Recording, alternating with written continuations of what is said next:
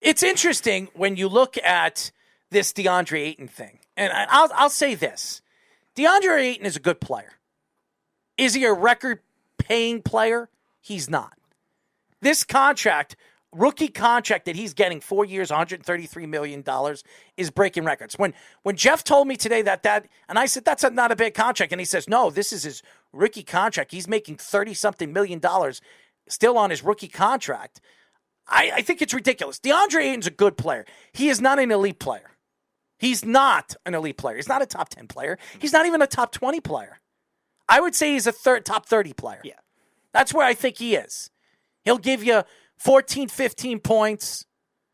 He'll give you about 8, 9 rebounds, and he'll give you 2 blocks. He's not going to give you that all-around game that's going to sell you. He's not a big man that could shoot threes either. A lot of these NBAs, Al Horford developed a three-point shot. Right. You look at all these guys. Rudy Gobert didn't, and that's why Rudy Gobert, I was very surprised they got as much as they got for Rudy Gobert. Because he didn't change his game. And I think Aaron Hicks got a home run. Is that Gleyber Torres? 2-run home run ties the game. So the Yankees are tied 4-4. Gleyber Torres is hot right now. Yeah.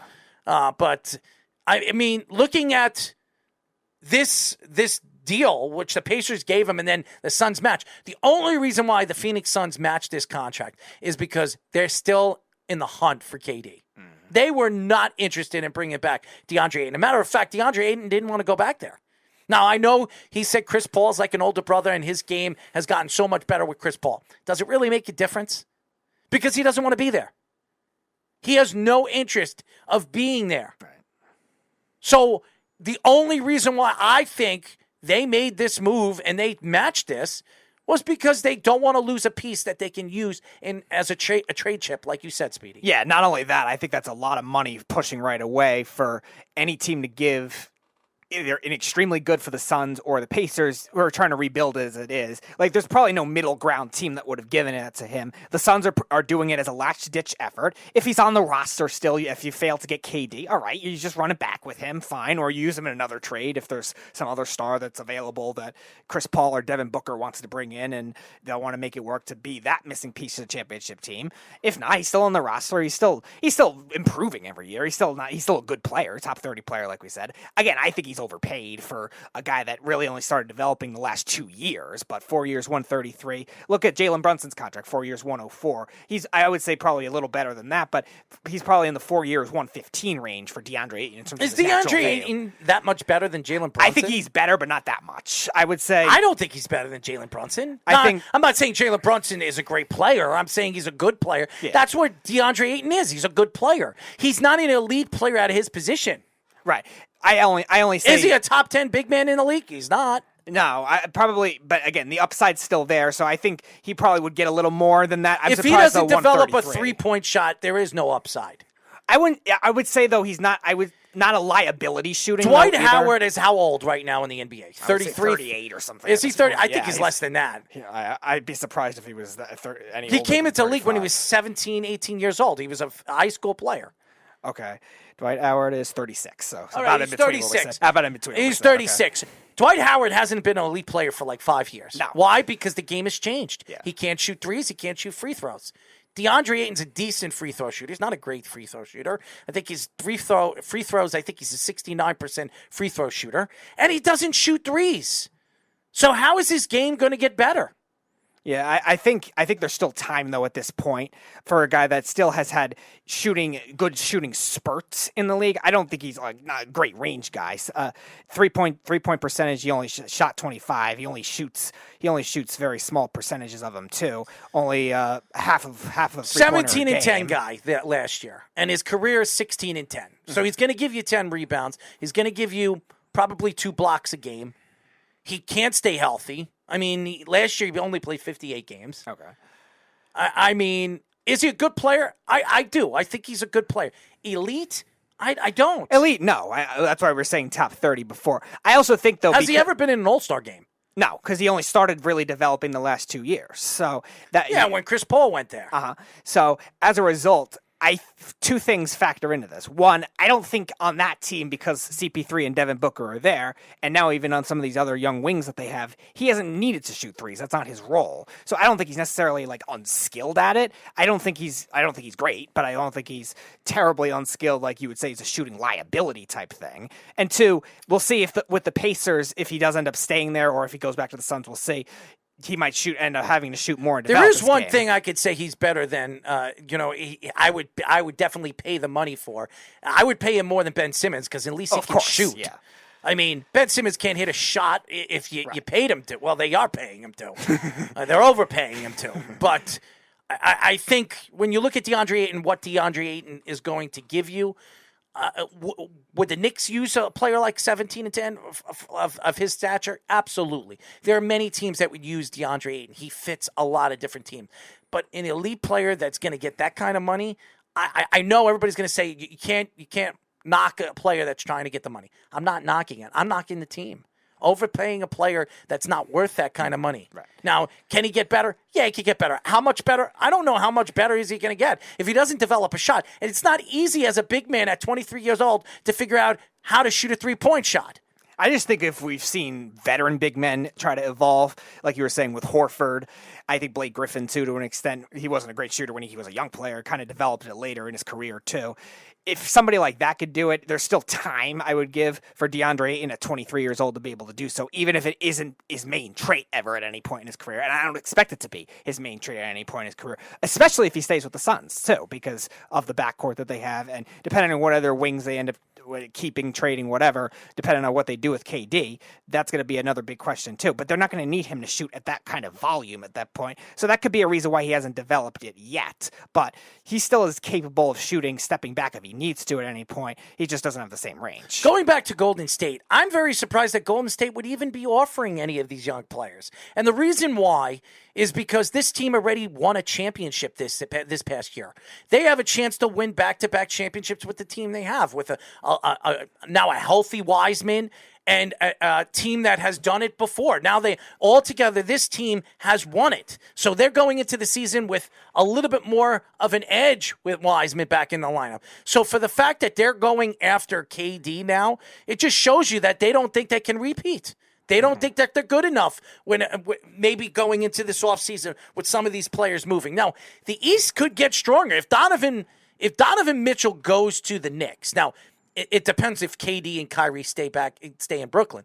But if, let's say, KD and Kyrie stay there for another year, and the Knicks get Donovan Mitchell, I mean, obviously the Eastern Conference has gotten better. The Atlanta Hawks got better. Oh, yeah.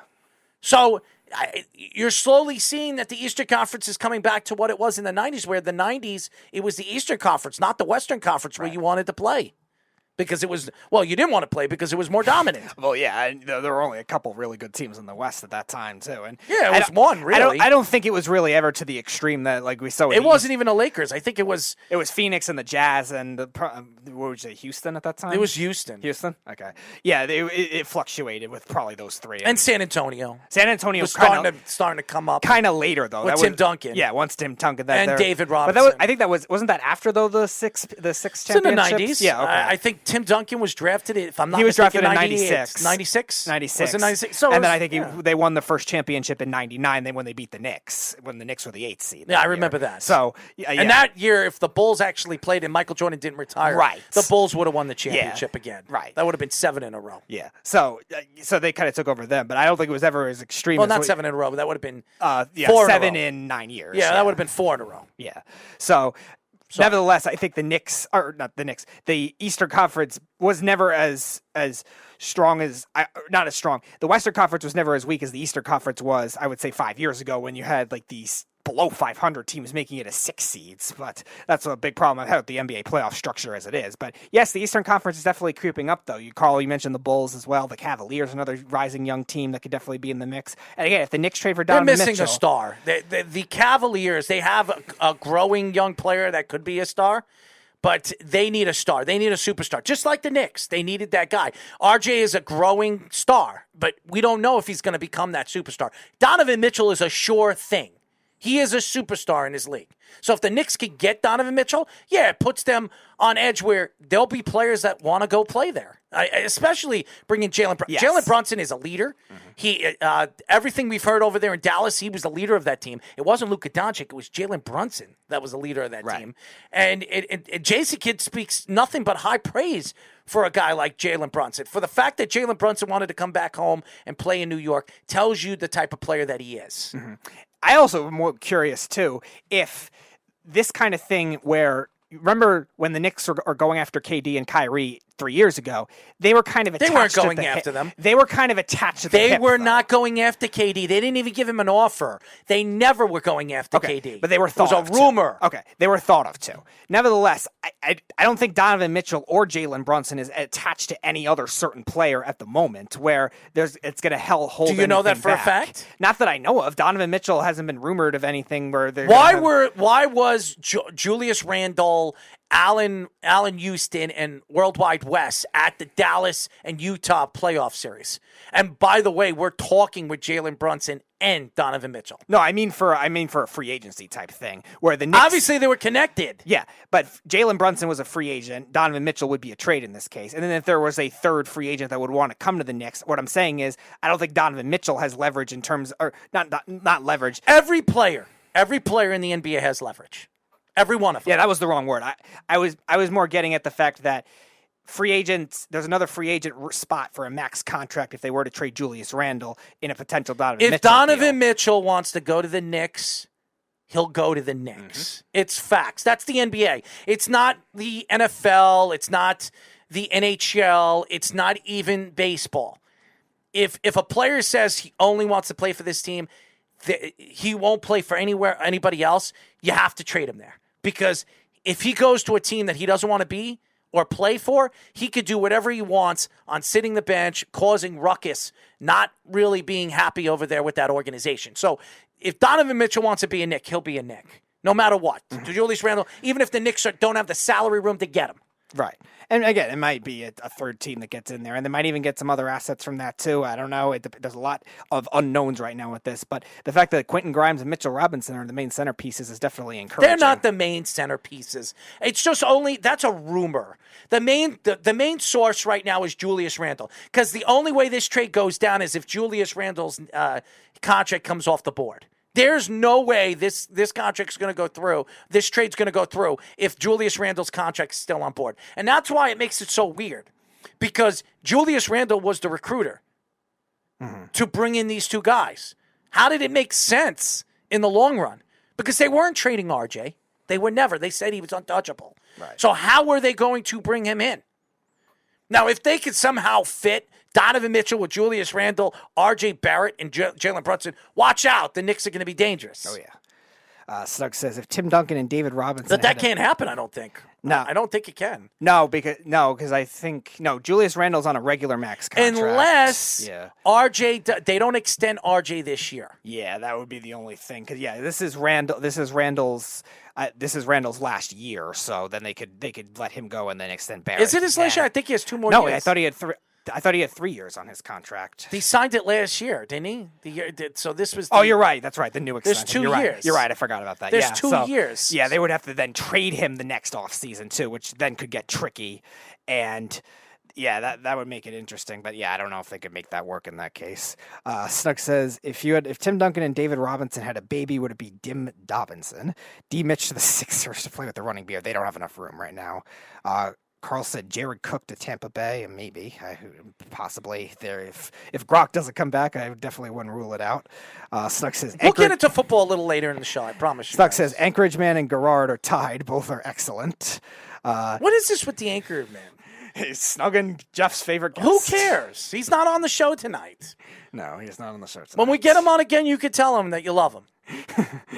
Yes, and that is the case. Snug says, knowing the Knicks, they will release Randle. No, I don't think they'll release Randle. They can't release him because it would be too much of a buyout. It would be too much of a cap hit if they were doing it. Now, if the Knicks could listen, if the Knicks really want Donovan Mitchell, and the only way they can get rid of Julius Randle is buy him out, they'll do it.